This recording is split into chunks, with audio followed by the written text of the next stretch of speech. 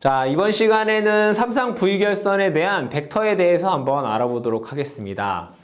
자, 여기에서 보시게 되면 이쪽이 전원 측이고 여기 이제 부하 측이 됩니다. 지금 전원이 델타 결선이 되는 거죠.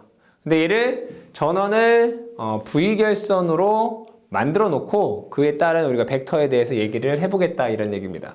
자, 여기가 A, B, C가 돼 있고요. 부하 측을 우리가 A-, B-, C- 이렇게 적어 놨습니다. 그러면 요 AB 간 전압이 되겠죠. 그래서 요 두 개 간의 전압을 뭐 플러스 마이너스 뭐 E, AB 이렇게 쓸 수가 있겠다. 그죠? 그럼 여기는 플러스 마이너스 E, BC가 될 거고요. 자, 여기는 플러스 마이너스 E, CA가 됩니다. 그러면 전류를 보시게 되면 자, 전원에서 전류는 플러스에서 전류가 나오죠. 그 얘기는 얘는 전원이기 때문에 이러한 벡터가 되겠다. 이쪽 방향으로 I, AB. 그렇죠? 그 다음에 이러한 방향으로 I, BC. 그 다음에 이쪽 방향이 아니라 이렇게 하죠. I, BC. 자, 이러한 방향으로 I, CA가 됩니다. 그러면 이쪽에서 볼게요. 자, AB 부하는 이렇게 되겠죠. I, AB 다시. 자, 전류는 이 방향으로 I, BC 다시가 될 거고요. 자, 여기는 I, CA 다시가 됩니다. 자, 여기에서 A, 여기가 A 다시니까 여기 흐르는 전류를 IA다라고 쓰면 되고 여기는 B니까 이렇게 흘러 들어가는 거를 IB다 이렇게 쓰면 되겠고요. 그죠? 자, 여기는 IC다. 이렇게 우리가 쓸 수 있겠죠. 우리가 명칭을 이렇게 쓸 수가 있습니다. 그러면 V결선이면 이 세 개 중에 하나가 없는 거잖아요. 그죠? 편의상 이 BC가 없다라고 볼게요. 그러면 이렇게 되겠네요. 이렇게 얘가 없어요. 그렇죠? 이렇게 된다. 이해되시죠? 근데 전압은 이 BC가 있을 때나 없을 때나 똑같은지를 한번 보도록 하겠습니다. 자, EAB가 이러한 벡터라고 볼게요. EAB. 그러면 EBC는 이러한 벡터가 되겠다. 그죠? EBC.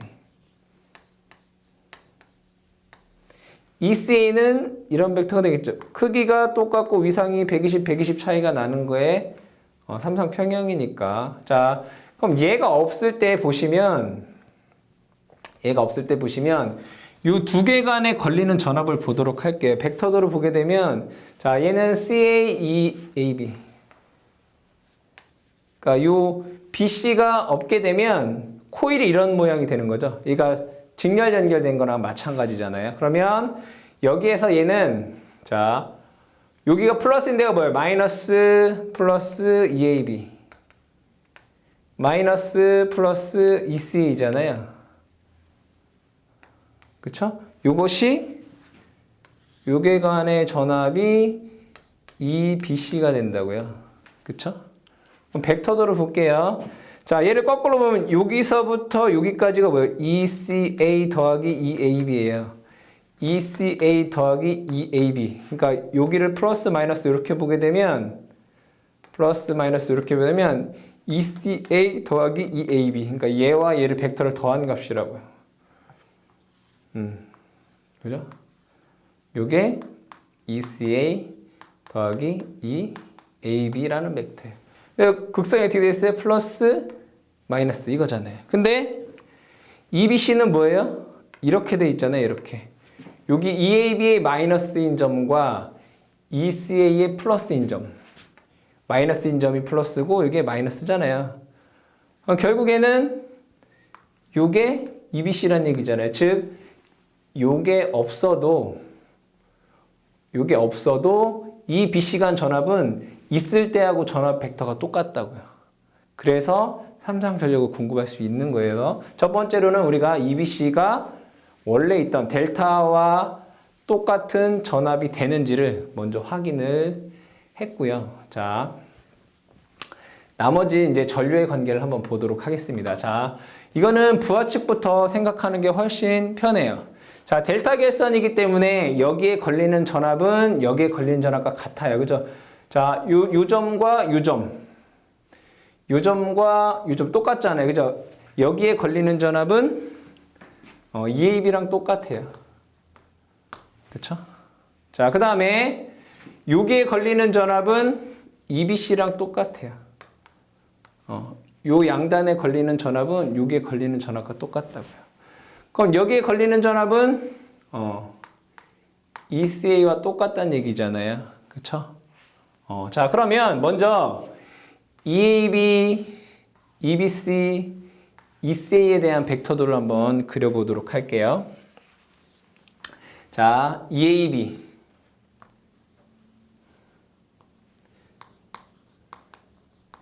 EBC, ECA. 전원이기 때문에 삼상평형 똑같이 크기가 같고 위상이 120, 120, 120 차이 난다라고 우리가 얘기할 수가 있겠죠. 자, 그 다음에 두 번째로 자, IAB, IBC, ICA를 보도록 할게요. 자, 여기에 걸리는 전압과 흐르는 전류를 보게 되면 대부분이 부하가 지상이죠. 세타만큼 위상이 어떻겠어요? 느리겠죠?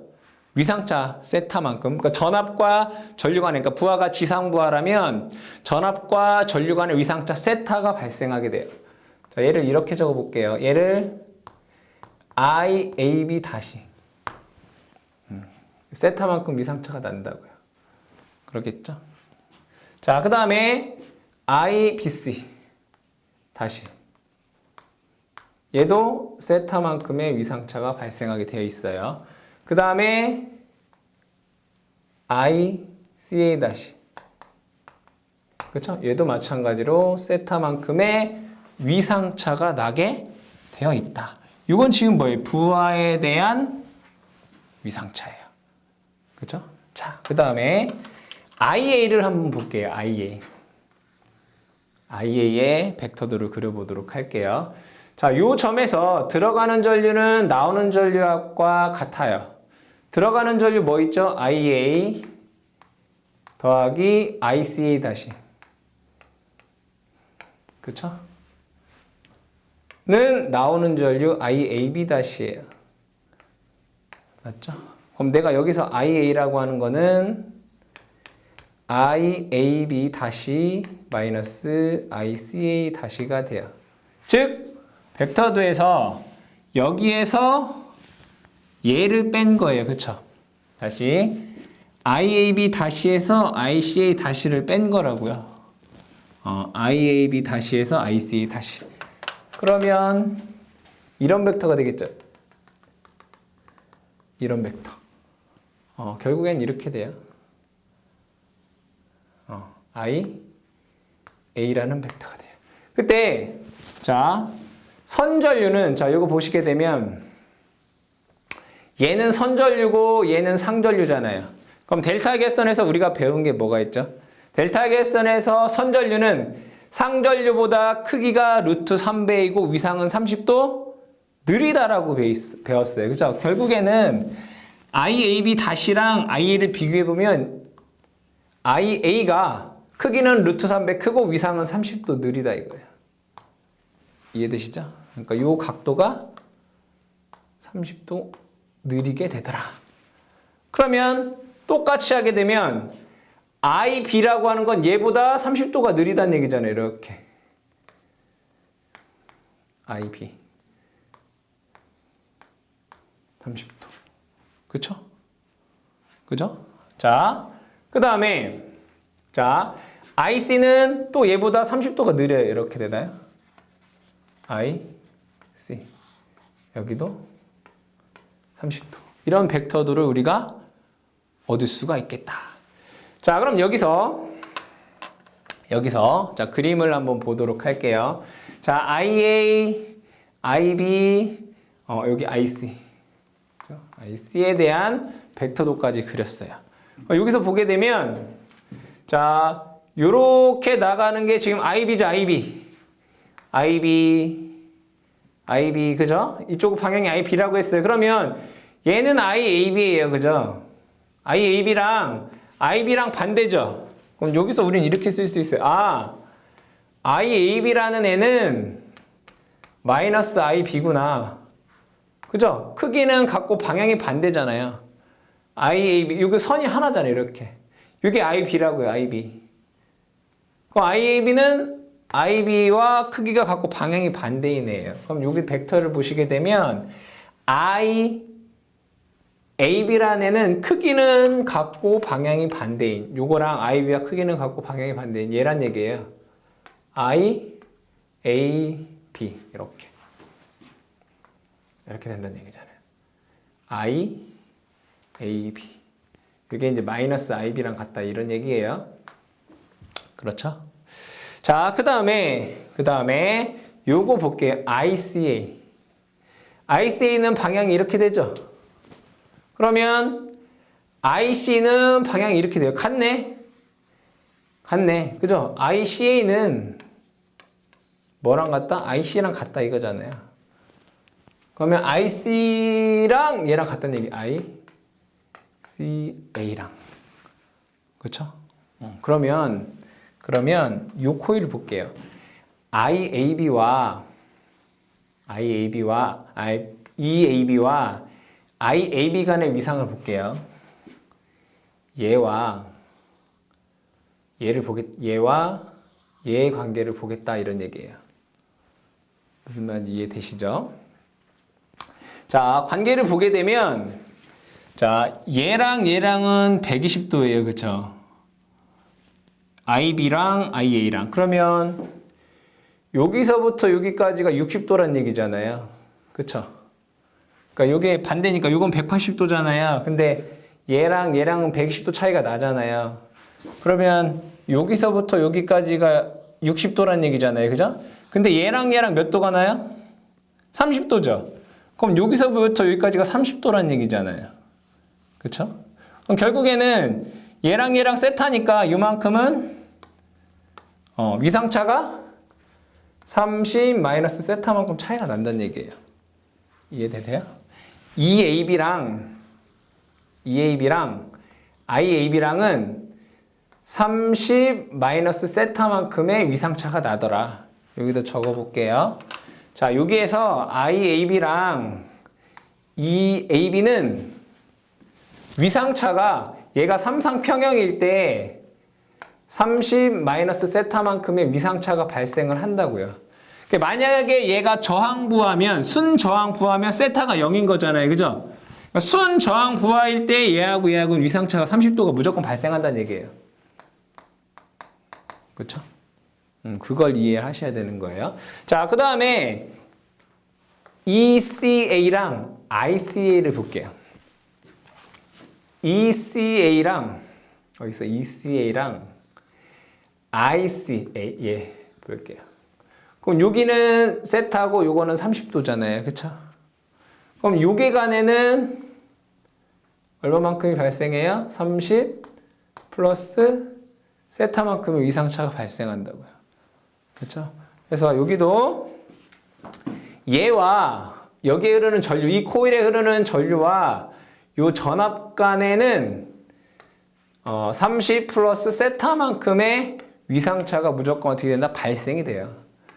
얘가 순저항부하여도, 그죠? 순저항부하여도 요 순저항이 0이죠, 그죠? 이 전류와 이 전압 간에는 무조건 30도의 위상차가 발생할 수밖에 없다라는 것을 여러분들이 기억을 해두시고 이 벡터도를 좀 이해를 하시는 게 도움이 되겠다. 자, 그러면 전력에 관한 내용을 한번 보도록 할게요. 여기 지울까요? 지우고 전력을 한번 볼게요. 자, 만약에 얘가 뭐 전력은 부하에서 소비를 하는 거니까 부하에 대한 전력만 잘 구해도 우리가 충분히 얘기할 수가 있어요. 자, 순저항부하라고 생각을 해볼게요. 순저항부하. 그러면 전압 곱하기 전류가 전력이 되는 거죠. 그러면 여기에서 요 하나의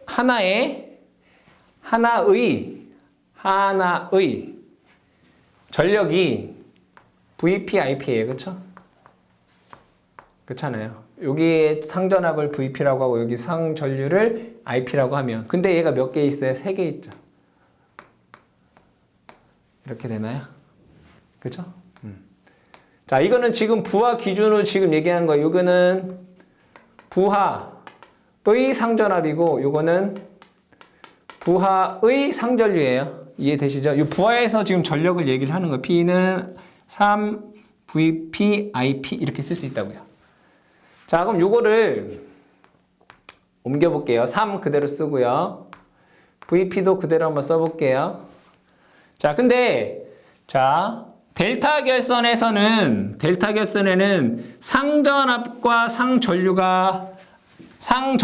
선간전압이 같아요. 그죠? 그럼 얘를 VL이라고 쓸 수 있어요. 그쵸? 그렇잖아요. 그러면 얘는 상전류는 선전류랑 비교해 봤을 때 루트 3배 작잖아요. 그러니까 IL은 루트 3 IP 이거잖아요. 그러니까 선전류를 루트 3배로 나눈 값이에요. 그러니까 루트 3분의 IL 이렇게 쓸 수 있어요. 그럼 얘는 결국에는 루트 3 VL IL 이렇게 쓸 수 있어요. 그쵸? 좋아요. 자, 그러면 여기서 볼게요. 이거는 여기 이후에. 그럼 이쪽에서 볼게요. 자, 요 선간 전압은 여기 그 전력 공급 측, 변압기 측에서 보시면 상전압이랑 어때요? 같죠? 그럼 얘는 이렇게 쓸 수 있어요.